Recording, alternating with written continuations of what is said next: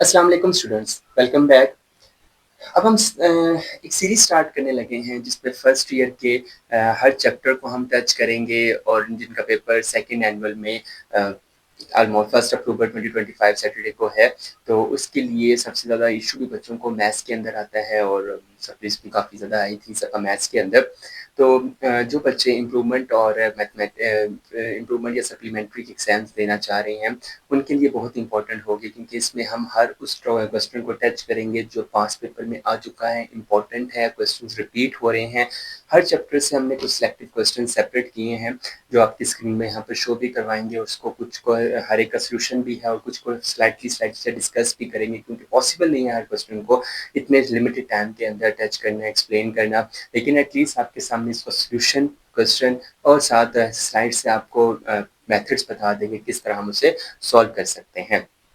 हम स्टार्ट करते हैं इस वीडियो के अंदर चैप्टर नंबर 1 से।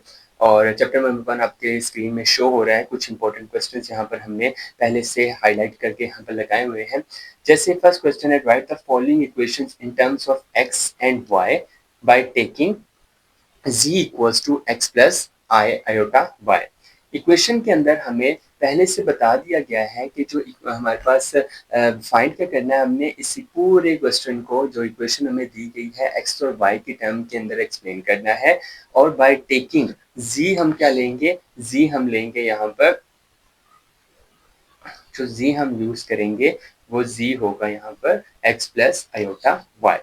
जो इक्वेशन यहाँ पर आ रही है वो है 2z minus iota equals to 4। इसको हमने x और y की टर्म में एक्सप्लेन करना है। तो हम करेंगे क्या कि 2z माइनस आयोटा जो है वो 4 के इक्वल है और 2z माइनस आयोटा का हमने लेना है मॉडुलस। और मॉडुलस लेने के लिए से पहले हम z की वैल्यू यहाँ पर पुट करेंगे। जहाँ पर z लिखा हुआ है वहाँ पर आ जाएगा x प्लस आयोटा y, जैसे स्टेप में शो किया गया है। फिर 2 को मल्टीप्लाई करेंगे, 2x plus 2 iota y minus iota equals to 4।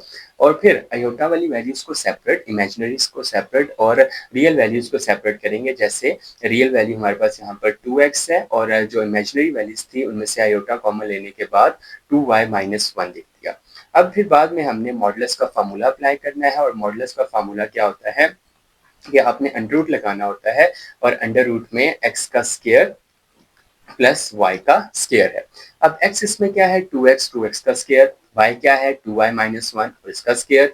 अब आपने नेक्स्ट स्टेप के अंदर स्क्वायर्स को रिमूव करने के लिए बोथ साइड पर स्क्वायर रूट अप्लाई करना है, बोथ साइड पर स्क्वायर अप्लाई करना है। जब आप बोथ साइड पर स्क्वायर्स अप्लाई करेंगे तो फिर क्या होगा, 2x जो अंडर रूट है वो खत्म हो जाएगा और 4 का स्क्वायर आ जाएगा 16। फिर हमने क्या करना है, स्क्वायर्स को ओपन करना है। जैसे 2x का स्क्वायर है 4x स्क्वायर होता है, a माइनस बी का होल स्क्वायर फार्मूला लग जाएगा, a का square minus 2ab plus b का स्क्वायर बन जाएगा। फिर अपने ब्रैकेट्स को ओपन करना है तो फाइनल इक्वेशन हमारे पास रीअरेंजमेंट करने के बाद जो आएगी वो x और y की टर्म में होगी। इंपॉर्टेंट क्वेश्चन है, इस तरह के क्वेश्चंस और भी आएंगे बीच में। x और y की टर्म्स में जो लिखना है, काफ़ी दफ़ा लॉन्ग में भी इस तरह के क्वेश्चंस आए हैं। तो आपने ये वैल्यू, इस तरह के जो अटेम्प्ट्स हैं वो लाजमी करने हैं। फर्स्ट चैप्टर में ज़्यादातर जो टॉपिक्स होंगे उसमें या मॉडुलस निकालना होता है या एक्स वाई की वैल्यूज में की फॉर्म में लिखना होता है, कुछ को रैशनलाइज करने की ज़रूरत पड़ेगी। ये 3 चीज़ें ऐसी हैं जो रिपीट होती हैं बोर्ड के पेपर्स के अंदर, तो आपने इन चीज़ों को कंसिडर लाजमी करना है। अब हम आते हैं नेक्स्ट पार्ट की तरफ। नेक्स्ट पार्ट है, write the following equation in terms of x y. Again मैंने कहा था कि उसी तरह के क्वेश्चंस बार बार रिपीट होंगे, जिसमें अगेन आपको एक इक्वेशन दी गई है और इस इक्वेशन में क्या बताया हुआ है कि आपने x प्लस आयोटा वाई की फॉर्म में इसे रिप्रेजेंट करना है। z की वैल्यू क्या है x plus iota y, z bar क्या है x माइनस आयोटा वाई। आपने z बार की वैल्यू को भी इधर पुट कर लेना है और z की वैल्यू को भी इधर पुट कर लेना है। जब दोनों वैल्यूज आप पुट करेंगे आपने रियल वैल्यूज को सेपरेट करना है, इमेजिनरी वैल्यूज को सेपरेट करना है। रियल वैल्यूज को सेपरेट किया, इमेजिनरी वैल्यूज को सेपरेट कर लिया। जब आप सेपरेट करेंगे और सेपरेट करने के बाद उसका मॉडुलस अप्लाई करेंगे तो मॉडुलस में क्या होगा कि जो रियल वैल्यू है वो x थी, तो बल्कि x माइनस 1 रियल वैल्यू थी तो x माइनस 1 का होल स्क्वायर, और जो इमेजिनरी थी वैल्यू वो y थी तो y का स्क्वायर। इस साइड पर x सिर्फ एक वैल्यू थी जो रियल थी और दूसरी साइड पर आयोटा कॉमन लेने के बाद माइनस वाई प्लस 1 जो थी वो हमारे पास एक रियल वैल्यू थी। तो यहाँ पर वैल्यूज पुट करने के बाद आपने बोथ साइड पर स्क्वायर अप्लाई करना है, x माइनस 1 का स्क्वायर प्लस y का स्क्वायर इक्वल्स टू x का स्क्वायर x y प्लस 1 का स्क्वायर। अब जब ये सारी वैल्यूज आप अप्लाई करेंगे तो फार्मूला आपके पास ये बन जाएगा। इसमें से आपने क्या करना है, जो रियल वैल्यूज है उनको सेपरेट करना है। रियल वैल्यूज को मैं यहाँ पर सर्कल कर देता हूँ, जैसे एक्स स्क्वायर एक रियल वैल्यू है, उसके अलावा बल्कि जो एक्स स्क्वायर है इधर से ये भी एक्स स्क्वायर है, ये सारी रियल वैल्यूज हैं। इनमें से हमने एक्स स्क्वायर और वाई स्क्वायर वाली वैल्यूज को सेपरेट हो जाएगा, ये दोनों कटिंग हो गए हैं। इसके अलावा वाई स्क्वायर और ये वाई स्क्वायर भी कट हो जाते हैं। तो अब आपके पास इक्वेशन जो रिड्यूस होके बनेगी वो होगी -2x + 1 और दूसरी साइड से 2y और +1। अब यहाँ पर ये +1 और ये -1 भी कैंसिल होते हैं, इक्वेशन बच जाएगी -2x = -2y और 2 and 2 भी कट जाएंगे और -x = y। और अगर इस x को लेकर आते हैं हम इस साइड पर तो ये हो जाएगा x + y = 0। तो इस तरह ये इक्वेशन बनती है। थोड़ी सी इस क्वेश्चन में मिस्टेक्स हैं सोल्यूशन के अंदर, जैसे यहाँ पर हमारे पास माइनस आना चाहिए था, यहाँ पर नहीं लगा हुआ, जिस वजह से इधर भी हमारे पास आंसर में नेगेटिव आ जाएगा। लेकिन मेथड आपको पता चल जाएगा। मेथड क्या है कि इसमें आपने पहले तो वैल्यूज सब्स्टिट्यूट करनी है, पुट करने के बाद फिर आपने उसका मॉडल्स अप्लाई करना है, मॉडल्स अप्लाई करने के बाद स्क्वायर लेकर अंडर रूट्स की वैल्यूज को खत्म करना है और इस तरह आपका ये सोल्यूशन कंप्लीट हो जाएगा। नेक्स्ट पार्ट, अब हमने क्या करना है, Z1 और Z2 की वैल्यूज हैं, ठीक है। Z1 गिवन है -3 + 2 आयोटा और Z2 है 1 - 3 आयोटा। और फॉर्मूला क्वेश्चन क्या है कि आपने ये प्रूव करना है कि अगर आप Z1 में Z2 ऐड करें और उसका मॉडुलस लें, वो हमेशा कम होगा अगर आप इंडिविजुअली मॉडुलस अप्लाई करने के बाद ऐड करते हैं। जैसे Z1 में मैंने Z2 ऐड किया तो हमारे पास जो आंसर आता है -2 माइनस आयोटा आता है।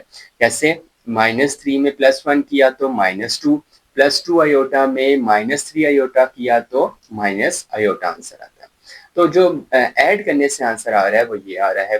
फिर हमने क्या करना था, लेफ्ट हैंड साइड में उसका मॉडुलस भी अप्लाई करना था। इसका जब मॉडुलस अप्लाई करेंगे तो -2 का स्क्वायर होता है 4 और 1 का स्क्वायर 1 होता है, 4 + 1 5 और 5 का अंडर रूट इसका मॉडुलस आ जाएगा। इसका मतलब जो आपके पास लेफ्ट हैंड साइड आई है उसका आंसर आया है √5।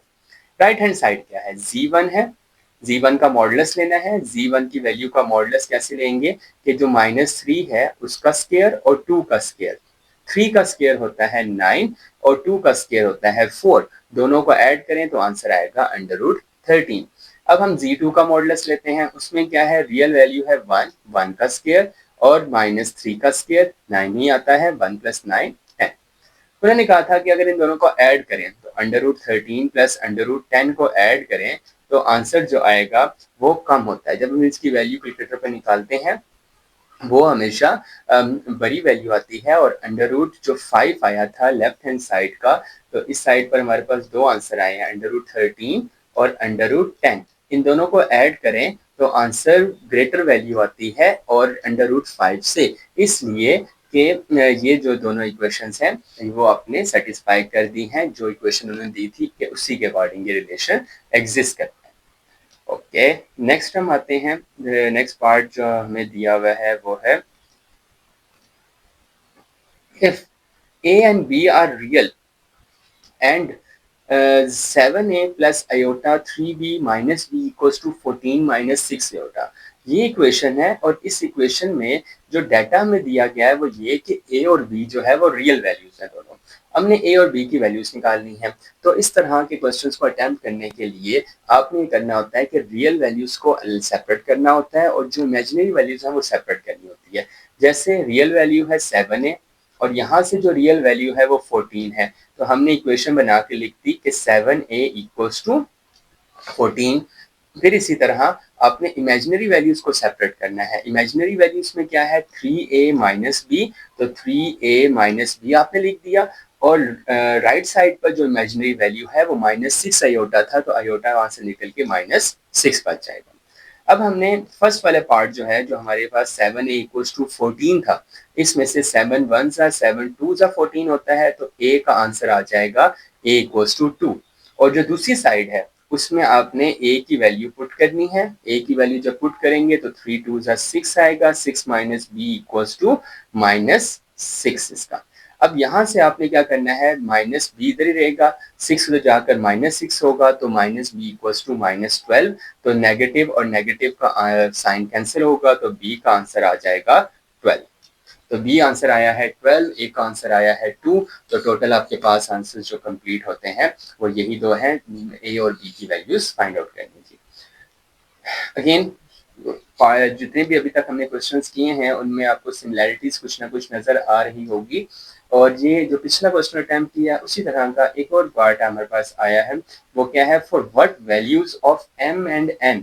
दो वैल्यूज अब हमने पहले फाइंड करनी है। पिछले वाले में क्या था, a और b की दो वैल्यूज थी जो हमने फाइंड आउट करनी थी। किस में से फाइंड करनी है, m square minus 7m plus 9ni, इसमें से। और जो दूसरी है, जो दूसरी इक्वेशन हमें दी गई है,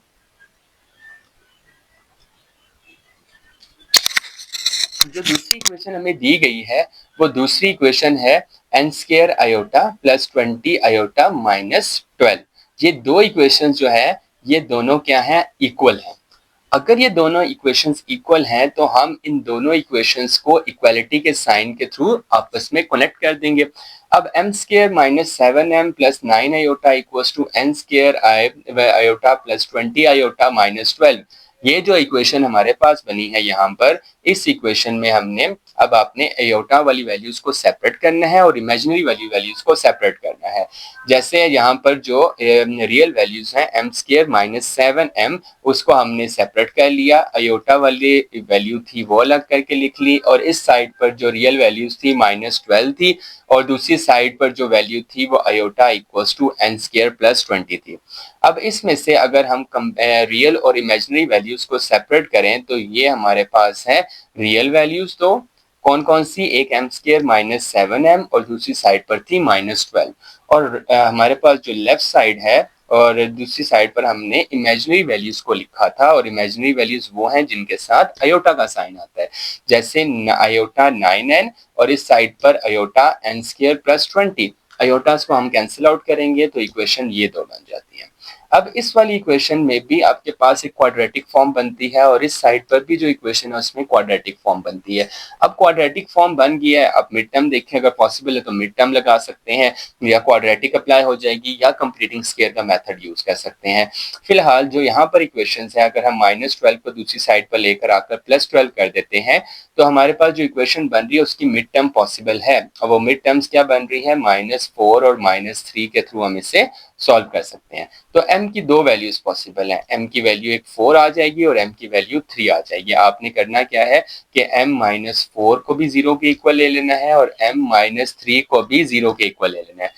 m-4 इक्वल्स टू 0 होगा तो m की वैल्यू यहाँ से आ जाएगी 4 और इधर से m की वैल्यू आ जाएगी 3। सेम इसी तरह दूसरी साइड पर n के लिए सॉल्व करना है, n-5 और n-4 जो है वो उसकी दो मिड टर्म्स बनती हैं, और इन दो मिड टर्म्स को आप जब सेपरेटली 0 के इक्वल करेंगे तो दो आंसर्स आएंगे 5 और 4। तो m की जो है आंसर्स दो पॉसिबल है और n के भी दो आंसर्स पॉसिबल हैं। तो क्यों पॉसिबल है, क्योंकि जो इक्वेशंस हमें दी गई थी उसमें m जो है उसकी पावर 2 थी, सेकेंड ऑर्डर डिग्री पॉलिनोमियल था, तो इस वजह से आंसर 2 मैक्सिमम होगा इनका। 2 मैक्सिमम पॉसिबल आंसर्स हैं।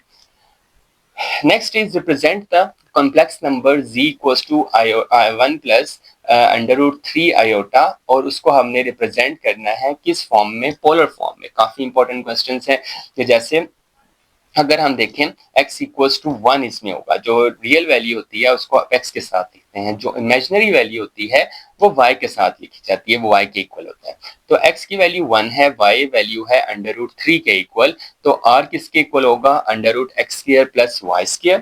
और जब हम x की वैल्यू पुट करते हैं, y की वैल्यूज इंसर्ट करते हैं, तो 1 का स्क्वायर प्लस √3 का स्क्वायर टोटल हो जाएगा √4 और वो इक्वल होता है 2।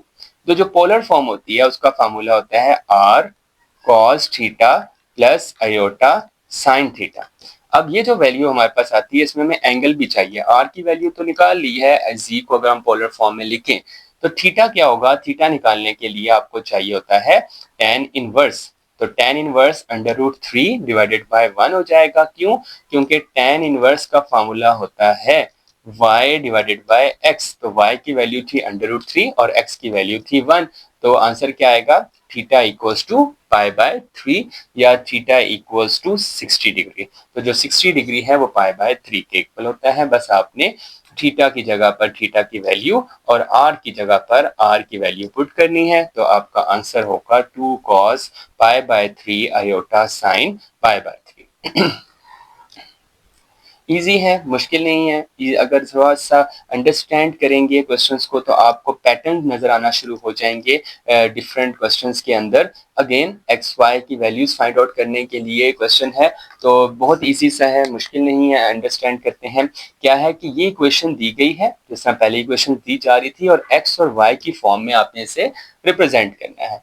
सबसे पहला स्टेप क्या है कि ये जो एक्स है इनको आपने इन दोनों वैल्यूज के साथ मल्टीप्लाई करना है और y को भी इसी तरह इन दोनों वैल्यूज के साथ मल्टीप्लाई कर लेना है। जब मल्टीप्लाई करेंगे तो आंसर क्या आएगा? 2x प्लस वाई प्लस 2 वाली वैल्यूज जो रियल वैल्यूज हैं मल्टीप्लाई करने के बाद वो सेपरेट कर देनी है, और जो इमेजिनरी वैल्यूज हैं उनको आपने सेपरेट कर लेना है। ठीक है, जो इमेजिनरी और रियल सेपरेट की हैं वो दो इक्वेशंस हैं। इमेजिनरी पार्ट क्या होगा? 2x plus y plus 2 equals to 0, और दूसरी क्या है? 3x plus 3y equals to 0। तो एक इमेजिनरी इक्वेशन है और एक रियल इक्वेशन है। अब जो इमेजिनरी इक्वेशन है उस इमेजिनरी इक्वेशन के अंदर जो हमारे पास वैल्यू आ रही है वो काफी इजी है। जैसे यहाँ पर 3x प्लस 3y जो है वो 0 के इक्वल है। अगर हम 3y को दूसरी साइड पर लेकर जाते हैं या 3 कॉमन ले लेते हैं तो 3 कॉमन लेने के बाद जो इक्वेशन बच जाएगी 3 प्लस वाई इक्वल्स टू 0 होगी। तो y का जो आंसर होगा y इक्वल्स टू -x आ जाएगा। अब y इक्वल्स टू -x आया है तो हमने सब्स्टिट्यूट क्या करना है? सब्स्टिट्यूट करना है ये जो y की वैल्यू यहाँ पर आई है इसको आपने रियल पार्ट वाले इक्वेशन के अंदर पुट कर देना है इस जगह पर। जब आपने y की जगह पर y की वैल्यू पुट करेंगे तो जो equation 2x plus y plus 2 थी वो बन जाएगी 2x minus y plus 2। 2x minus x होता है x, 2 ऐड करेंगे तो इक्वल्स टू 0 जाएगा। तो x प्लस 2 इक्वल्स टू 0, तो x इक्वल्स टू -2 इसका आंसर होगा। अब x की वैल्यू आ गई है -2, तो हमने y की वैल्यू कैलकुलेट करनी है। तो y की कैलकुलेट करने के लिए हमने इस इक्वेशन नंबर 3 में इसकी वैल्यू पुट करेंगे। y इक्वल्स टू -x है तो माइनस इंटू -2 +2 आंसर आएगा। तो इस तरह आपके पास x की वैल्यू -2 हो जाएगी और y की वैल्यू 2। ये क्वेश्चन आपने इस तरह के जो पार्ट्स हैं वो आपने लॉन्ग के लिए प्रिपेयर करने हैं। रिपीटिव क्वेश्चंस हैं, बार बार ये आते हैं पेपर के अंदर। अब नेक्स्ट पार्ट पे आते हैं z1। z1 जो है वो -3 + 2 आयोटा है, और इसी तरह z2 की वैल्यू आपको दी गई है 1 - 3 आयोटा। फाइंड क्या करना है कि अगर आप z1 में z2 ऐड करते हैं और उसका कॉन्जुगेट लेते हैं, और दूसरी साइड पर z1 का कॉन्जुगेट लेते हैं और z2 का कॉन्जुगेट लेते हैं, तो हमारे पास वैल्यूज आंसर सेम आना चाहिए, इक्वल आना चाहिए। उसके लिए क्या करेंगे? z1 और z2 की वैल्यूज को आप ऐड कर दें। क्या होगा? -3 + 1 आंसर आएगा -2, और इसी तरह 2 आयोटा -3 आयोटा आंसर आएगा -आयोटा। तो दो वैल्यूज हमारे पास आई हैं, दोनों के आंसर्स आपने नोट कर लेने हैं, -2 और एक -1 आयोटा। तो वो आपके पास z1 + z2 का आंसर आ गया। जब हम इसका कॉन्जुगेट निकालेंगे तो जो आयोटा वाली वैल्यू है उसका साइन चेंज हो जाता है। यहाँ पर आयोटा वाली वैल्यू के साथ नेगेटिव का साइन था, तो कॉन्जुगेट लेने के बाद उसमें साइन आ जाएगा पॉजिटिव का। z1 क्या है? -3 + 2 आयोटा है। जब इसका कॉन्जुगेट लेंगे तो -3 - 2 आयोटा हो जाएगा, क्योंकि नेगेटिव साइन आ जाएगा, क्योंकि पहले पॉजिटिव था। अब पहले नेगेटिव साइन है तो जब आप इसका कॉन्जुगेट लेंगे z2 का तो वो पॉजिटिव आएगा। तो एक दफा नेगेटिव वैल्यू आई है और एक दफा पॉजिटिव आई है। आपने अब इन दोनों को क्या करना है? ऐड कर लेना है, सो दैट कि आपकी राइट हैंड साइड जिसमें आपने इंडिविजुअली अलग अलग कॉन्जुगेट लगाने थे और बाद में इन दोनों को ऐड कर देना था। तो जब आप इन दोनों को ऐड करते हैं तो -3 + 1 आंसर आता है -2, और -2 आयोटा + 3 आयोटा आंसर आता है प्लस आयोटा। तो ये दोनों जो आंसर आपका आया है और इससे पहले जो आंसर आया था ये दोनों इक्वल हैं, इसलिए ये इक्वेशन भी आपके पास वेरीफाई हो जाएगी। तो वेरिफिकेशन वाले आपके पास 2 क्वेश्चंस ऑलरेडी आ चुके हैं। एक्स वाई की वैल्यूज कैलकुलेट करने वाले 2 क्वेश्चंस हमने सॉल्व कर लिए हैं। तो इसलिए आपने इस तरह के क्वेश्चंस को मस्ट अटेम्प्ट करना है, कोई पार्ट आपने छोड़ना नहीं है अपने इस चैप्टर में से, क्योंकि ये पार्ट रिपीटेड आ रहे हैं, बार बार रिपीट हो रहे हैं, बार बार ये चीजें आ रही हैं। अब अगला पार्ट देखिए, फिर वेरीफाई वाला है। इसमें भी आपने Z1 और Z2 को पहले आपने मल्टीप्लाई करना है। मल्टीप्लाई करने के बाद आपने उसके कॉन्जुगेट्स ले लेने हैं, वो मॉडुलस अप्लाई कर लेना है। तो Z1 क्या है, -3 + 2 आयोटा। Z2 क्या है, 1 - 3 आयोटा है। आपने क्या करना है, पहले इन दोनों को मल्टीप्लाई करना है। जब आप मल्टीप्लाई करते हैं तो जो -3 है उसको 1 के साथ भी करना है, -3 के साथ भी करना है, 2 आयोटा को 1 के साथ भी करना है, वो -3 के साथ भी करना है। तो आपके पास 9 वैल्यूज आए, 4 वैल्यूज आएंगी। -3 को 1 के साथ करेंगे तो -3, -3 को -3 आयोटा के साथ करेंगे तो +9 आयोटा, 2 को 1 के साथ करेंगे तो 2 आयोटा, 2 को 3 के साथ करेंगे तो -6 आयोटा का स्केयर। अब जहां पर आयोटा स्केयर है वहां पर आपने -1 पुट कर लेना है, और जो इक्वेशन बन जाएगी -1 पुट करने के बाद वो होगी 3 + 11 आयोटा। तो मल्टीप्लाई करना आना चाहिए, डिवाइड करना आना चाहिए। डिवाइड का भी ये क्वेश्चन हम सॉल्व करेंगे, ये भी मल्टीप्लिकेशन के हैं। अब आयोटा स्केयर की जो वैल्यू है वो तो आपने पुट कर ली है। अब आयोटा स्केयर की वैल्यू पुट करने के बाद नेक्स्ट स्टेप क्या है कि आपने उसका मॉडुलस लेना था। मल्टीप्लाई करने के बाद मॉडुलस अप्लाई करना था। तो हम मॉडुलस अप्लाई करते हैं। तो मॉडुलस कैसे अप्लाई होता है कि जो रियल वैल्यू है उसका स्केयर, तो 3 का स्केयर 9, 11 जो इमेजिनरी वाले पार्ट है उसकी वैल्यू, इमेजिनरी का क्वोशिएंट है तो वो 11 है, 11 का स्केयर 121, तो टोटल हो जाएगा 130 अंडर रूट। अब हमने नेक्स्ट पार्ट की तरफ आते हैं, जो लेफ्ट हैंड साइड है उसमें Z1 का भी मॉडुलस निकालना है, Z2 का भी मॉडुलस निकालना है।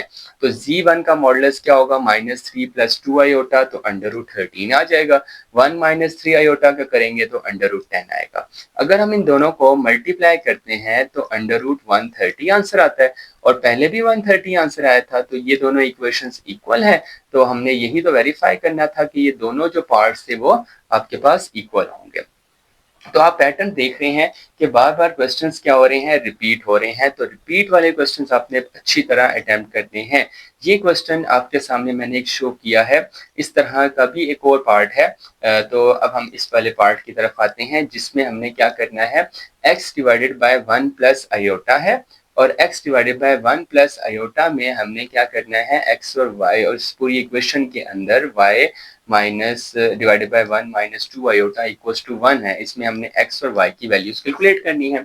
तो पहले क्या करेंगे, जो फर्स्ट टर्म है x डिवाइडेड बाय 1 + आयोटा, और जो दूसरी टर्म है y डिवाइडेड बाय 1 - 2 आयोटा, इनका आपने ले लेना है, रैशनलाइज कर लेना है।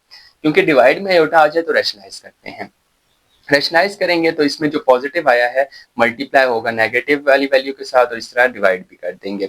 जब हम इसको रैशनलाइज करेंगे तो ऊपर वाली टर्म्स मल्टीप्लाई हो जाएंगी, और जो नीचे वाली टर्म्स हैं उनका फार्मूला, डिनोमिनेटर वाली टर्म्स का फार्मूला बन जाएगा a का स्क्वायर माइनस b का स्क्वायर। तो 1 का स्क्वायर माइनस आयोटा का स्क्वायर। तो सॉल्व करने से ये वैल्यू आएगी। सेकंड टर्म क्या है हमारे पास, सेकंड टर्म है y डिवाइडेड बाय 1 - 2 आयोटा। तो आपने इसको क्या करना है, रैशनलाइज करना है। तो कॉन्जुगेट के साथ मल्टीप्लाई भी, कॉन्जुगेट के साथ डिवाइड भी। डिनोमिनेटर का तो फार्मूला बन जाएगा a square minus b square, और आयोटा स्क्वायर की वैल्यू लगाने के बाद आंसर 5 आएगा, और न्यूमरेटर की वैल्यूज को आपने मल्टीप्लाई कर लेना। अब आपने ये वैल्यूज आपने फर्स्ट वाली इक्वेशन में पुट कर देनी है। तो जो x into 1 minus iota divided by 2, y into 1 + 2 iota divided by 5 equals to 1। LCM लेंगे 5 और 2 का तो 10 आएगा, इक्वल्स टू 1। और इसी तरह 5x 1 minus iota plus 2y into 1 + 2 iota equals to 10, और 5x माइनस 5x मल्टीप्लाई करते जाएंगे तो इक्वेशन ये बन जाएगी। फिर अगेन वही पार्ट अपने करना है, रियल को सेपरेट करना है, इमेजिनरी वैल्यूज को सेपरेट कर लेना है। रियल वैल्यूज को जब आप सेपरेट करते हैं तो 5x एक रियल वैल्यू है, 2y एक रियल वैल्यू है, और 10 एक रियल वैल्यू है। तो इक्वेशन ये बन जाएगी। और इमेजिनरी वैल्यूज कौन सी है, -5x + 4y -5x + 4y। एक साइड से y की वैल्यू निकल आएगी, वो आपने दूसरी इक्वेशन में पुट करनी है, और दूसरी इक्वेशन में जो y की वैल्यू, जो x का आंसर आ जाएगा, x को वापस फर्स्ट इक्वेशन पुट करना है। जैसे इन्होंने y की वैल्यू निकाली है 5/4x, वो यहाँ पर पुट करेंगे तो आंसर आ जाएगा x का 4/3।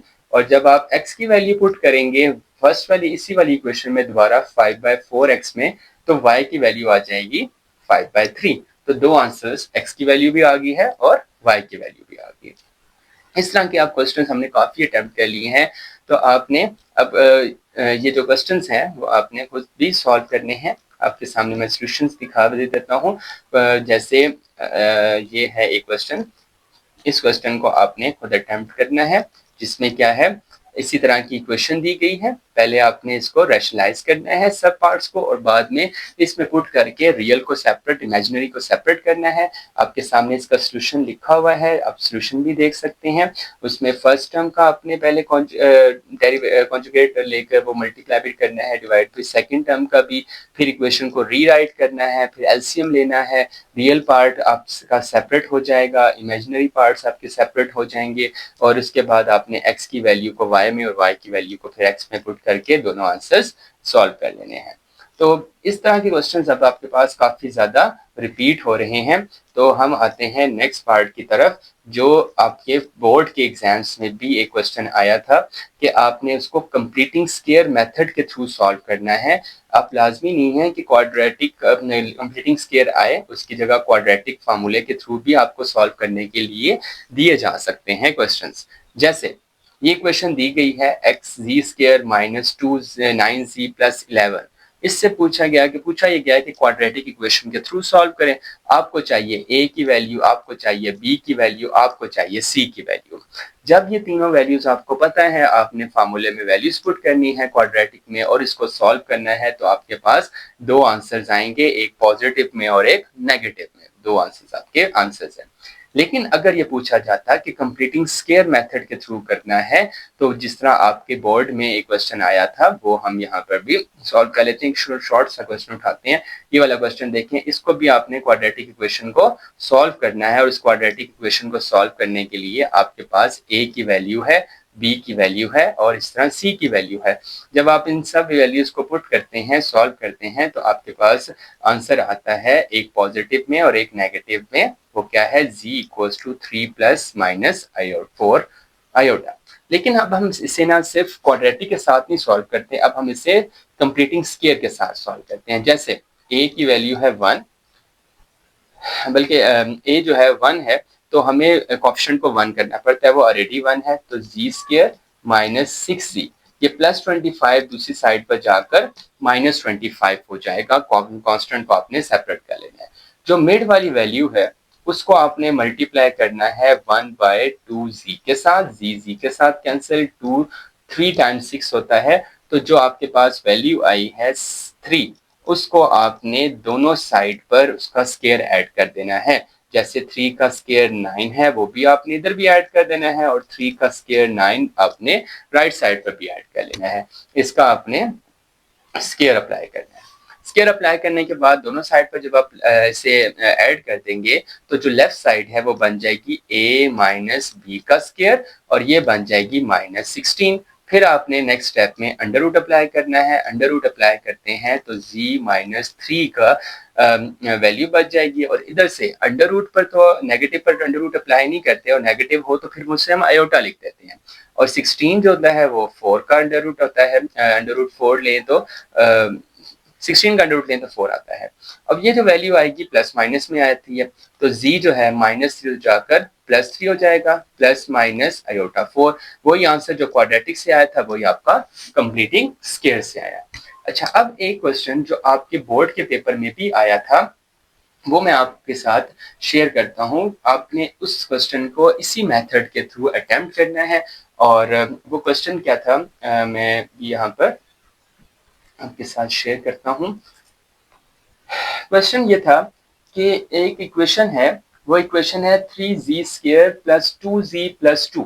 तो आपने अपनी प्रैक्टिस के लिए कुछ क्वेश्चंस मैंने, जैसे एक ये एक्स वाई की वैल्यू कैलकुलेट करने वाला क्वेश्चन हमने कहा था कि वो आप अटेम्प्ट करेंगे।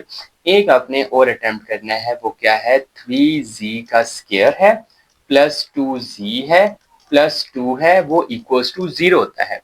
अब ये जो इक्वेशन है इसको आपने ट्राई ये करना है कि क्वाड्रेटिक्स के साथ भी सॉल्व करें और साथ कंप्लीटिंग स्क्वायर मेथड के थ्रू भी सॉल्व करना है आपने। ये आपके लिए एक टास्क है। जब तक नेक्स्ट वीडियो आती है तब तक आप इन सब क्वेश्चंस को एक दफा प्रैक्टिस करें, प्लस ये जो 2 क्वेश्चंस आपको बताए हैं, हाईलाइट किए हैं, ये प्रैक्टिस कर लें। होपफुली कि जो पेपर होगा उसमें से इन्हीं में से कुछ ना कुछ क्वेश्चंस आएंगे या इस जैसे कुछ क्वेश्चंस होंगे तो आपके लिए काफ़ी बेनिफिशियल होगा। फर्स्ट चैप्टर में मैंने ट्राई किया कि जितने मुझे पास पेपर्स मिले उनमें से जो क्वेश्चंस जो हैं आते हैं वो मैं सेपरेट करके आपके सामने प्रेजेंट करूं। मैंने आपके सामने प्रेजेंट किए, ये क्वेश्चंस आपने प्रैक्टिस करने हैं नेक्स्ट वीडियो तक के लिए, ठीक है, और ताकि आपकी अच्छी प्रिपरेशन हो जाए। बाकी अगर आपको फुल मार्क्स अचीव करने हैं तो आप हमारे गेस्ट पेपर में जाएं, वहाँ पर कुछ क्वेश्चंस आपको बुक में से हाईलाइट करके बताए हुए कि ये जो क्वेश्चन पेपर में इंपॉर्टेंट है, सिग्निफिकेंस है उनकी, वो हमारे गेस्ट पेपर में अपलोडेड है, वहाँ से आपको देख भी सकते हैं। तो नेक्स्ट वीडियो तक के लिए अल्लाह हाफिज़।